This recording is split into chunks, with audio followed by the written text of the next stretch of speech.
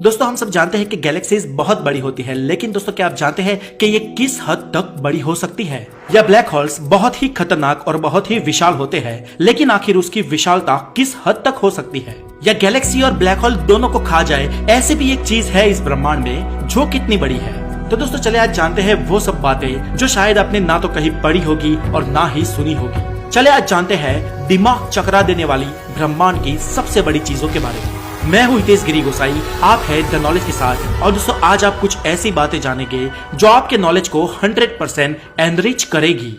Number 1, ब्रह्मांड का सबसे बड़ा ब्लैक होल।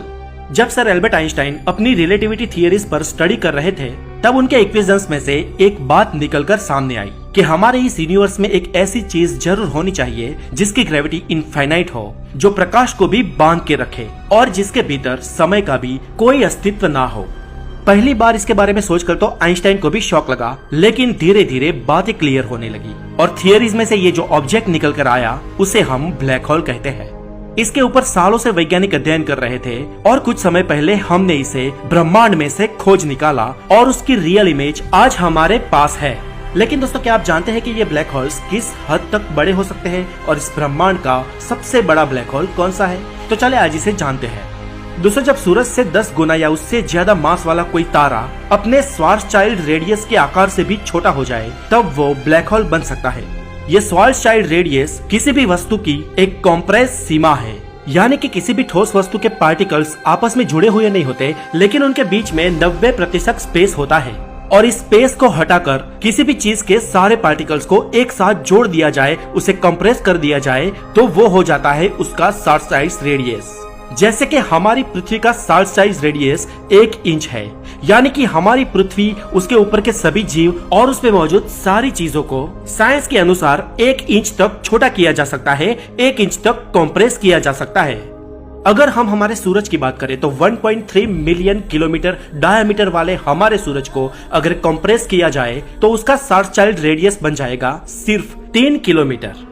दोस्तों अगर हम हमारे ब्रह्मांड के सबसे छोटे ब्लैक होल XTE J165500 की बात करें तो उसका श्वार्ज़चाइल्ड रेडियस है महज 12 किलोमीटर, जो कि दिल्ली से भी काफी छोटा है। लेकिन इतने से छोटे ब्लैक होल का मास भी लगभग 10 सूर्यों के बराबर है, यानी कि आप यूँ समझिए कि दिल्ली से भी छोटे विस्तार पे श्वार्ज़चाइल्ड रेडियस वाले 10 सूरज समा सकते हैं।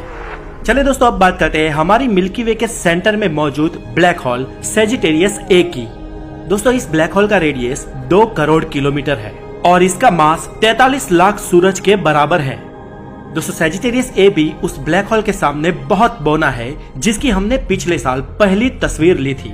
मेसियर 87 गैलेक्सी के सेंटर में मौजूद उस ब्लैक होल का मास 6.5 अरब सूरज के बराबर है, यानी कि ऐसे समझिए कि इसे ब्रह्मांड में किसी भी जगह अगर रख दे तो इसका मतलब ये है कि 6.5 अरब सन को सिर्फ एक पॉइंट पे रख दिया गया है। लेकिन दोस्तों इस ब्लैक होल की सबसे डरा देने वाली बात है इसका असीम फैलाव। इसका श्वार्ज़चाइल्ड रेडियस ही करीब 19 अरब किलोमीटर है, यानी कि इसके संपूर्ण फैलाव की अगर बात करें तो ये उसका डबल यानी कि 38 अरब किलोमीटर होगा। और ये इतना बड़ा है कि इसमें 10 सोलर सिस्टम, 10 सोलर सिस्टम एक साथ समा सकते हैं। इसका फैलाव पृथ्वी से सूरज की दूरी से भी 240 गुना ज्यादा है, यानी कि ये 240 एस्ट्रोनॉमिकल यूनिट्स में फैला हुआ है। और इस ब्लैक होल के रेडियस में हमारा सौरमंडल तो क्या, लेकिन हमसे बहुत दूर जा चुका हमारा वॉयेजर 1 स्पेसक्राफ्ट भी समा जाए, इससे भी ज्यादा रेडियस है इसका। दोस्तों आप सोच सकते हैं कि ये ब्लैक होल कितना विशाल है, फिर भी ये ब्लैक होल कुछ भी नहीं ब्रह्मांड के उस सबसे बड़े ब्लैक होल के सामने। वैज्ञानिकों ने इसे एक बहुत बड़ी क्वाज़ार के जरिए खोजा था। क्वाज़ार सुपरमैसिव ब्लैक होल के आसपास घूमने वाली डिस्क होती है, जो बहुत तेज घूमने के कारण बहुत ही ज्यादा प्रकाशित दिखाई देती है। टॉन 618 नाम की ये क्वाज़ार इतना चमकती है कि इसकी चमक 1000 गैलेक्सी के तारों को धुंधला कर दे।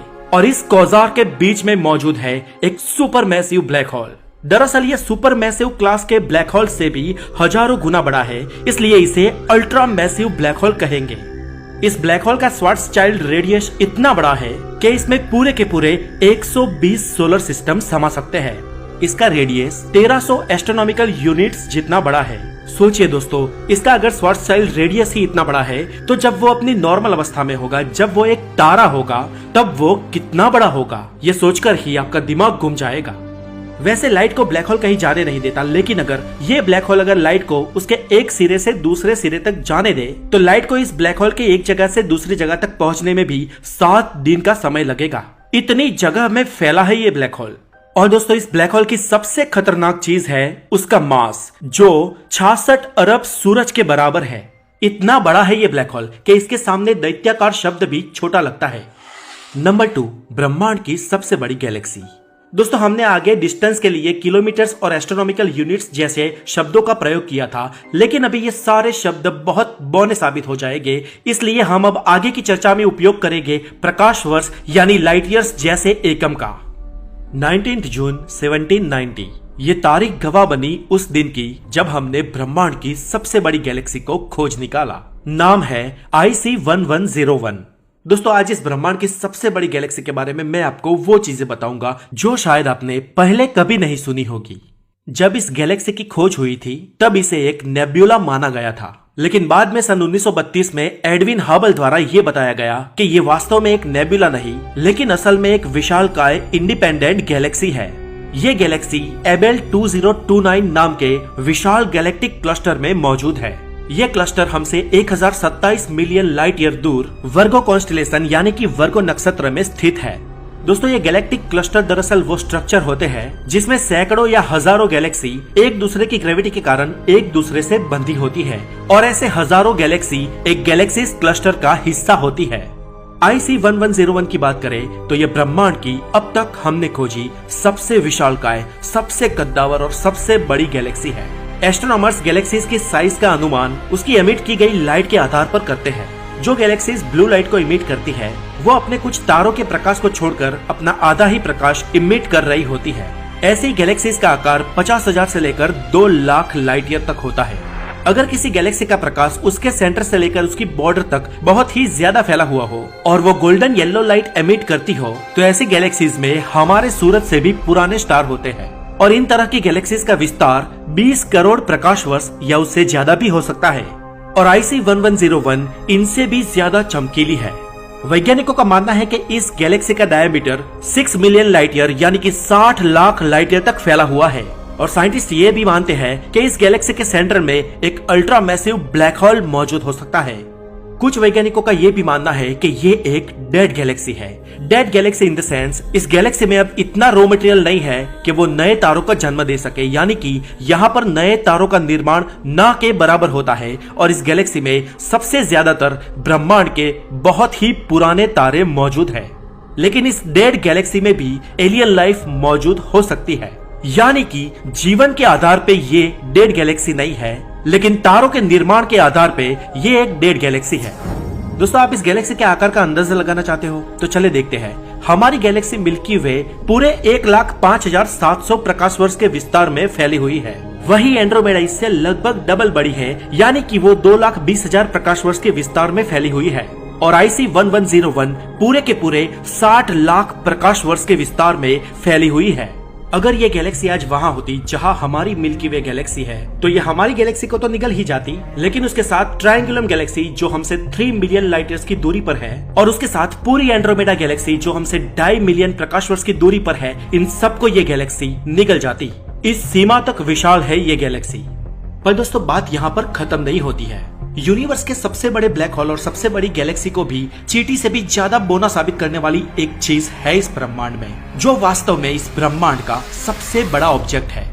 दोस्तों जैसा कि मैंने आगे कहा, हजारों गैलेक्सीज मिलकर एक गैलेक्सीज का ग्रुप बनाती है जिसे क्लस्टर कहते हैं, और ये क्लस्टर्स भी आपस में मिलकर इस ब्रह्मांड में बड़ा स्ट्रक्चर बनाते हैं जिसे सुपर क्लस्टर कहा जाता है।